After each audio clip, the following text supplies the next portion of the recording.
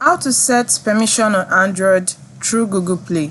Hey guys, welcome to today's tutorial. So today I'll be teaching you how to set permission on Android through Google Play. So if you don't know how to do this, ensure you watch this video till the end. So all you need to do first is to open your settings on your phone. Once you've opened it on your phone, you wait for the page to load. Here you can see two options at the front. You can see uninstall and you can see permission. So click on permission, and now after clicking on permission, options will be displayed on your screen where you'll be asked to, if you want to auto start, you can do that. Then if you really want to go further with the permission, you click on permission, and once you've clicked on permission, the apps that you've allowed permission on your phone will be displayed, just like you can see here.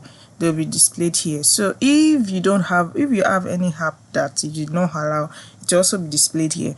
All my apps are I gave my permission to all my apps on my phone, so everything is allowed.